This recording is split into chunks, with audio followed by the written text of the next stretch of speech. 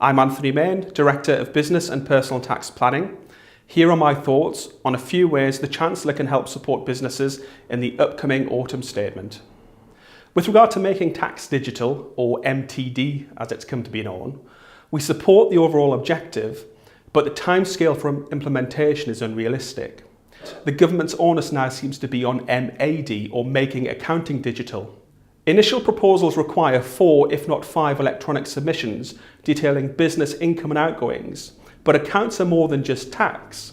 And for SMEs, the time, costs and financial implications of maintaining real-time digital records and making quarterly submissions are going to be enormous. The government therefore needs to ensure that MTD and MAD works not only for clients, the taxpayers, but also for us in the profession. The Chancellor needs to set out a realistic timeframe regarding the implementation of MTD, perhaps giving a gradual introduction along the same veins as auto-enrolment. On the back of Brexit, businesses need to understand the government's wants and wishes for the country and how it intends to achieve them. One example relevant in our firm is the agricultural sector.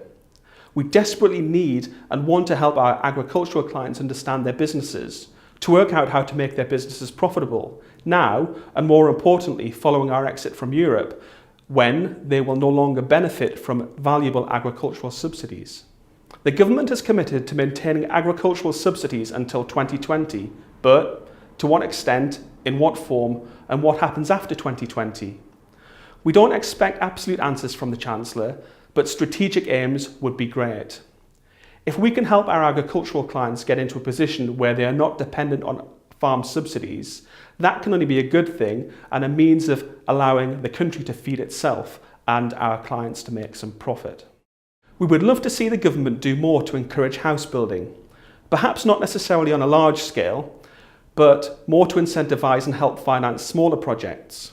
Opening up tax incentivised investments through the Enterprise Investment Scheme to the building and construction sector and also property development sector would help drive the creation of new homes by de-risking investment at what is otherwise a very turbulent time in our economy. These types of business often struggle to find investment from traditional sources, but the Enterprise Investment Scheme has proved in other sectors that private finance has a place for these types of projects and businesses. Over the course of the last 18 months, the government seems to have gone to town on private landlords, particularly those in the residential sector. They've removed tax reliefs, restricted the extent to which finance costs are allowed. They've increased stamp duty land tax costs, which of course affects everybody. And they've effectively imposed an 8% capital gains tax surcharge on the sale of residential property. If the government wishes to free up rental stock for new buyers, it would be great to see what I refer to as the 8% capital gains tax surcharge removed. Or, better still, an even bigger incentive to sell. Perhaps the government might accept that residential landlords qualify for entrepreneurs relief and can pay tax at the rate of only 10% on the sale of property. Many people will remember agricultural and industrial buildings allowances, which gave a modicum of tax relief for the cost of buying and improving buildings.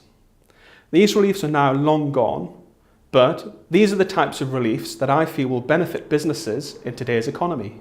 Whilst reintroducing industrial and agricultural buildings allowances is probably a step too far, we feel it would be sensible for the Chancellor to allow the costs of improving and extending existing business premises as a capital allowance, perhaps through the system of AIAs currently available.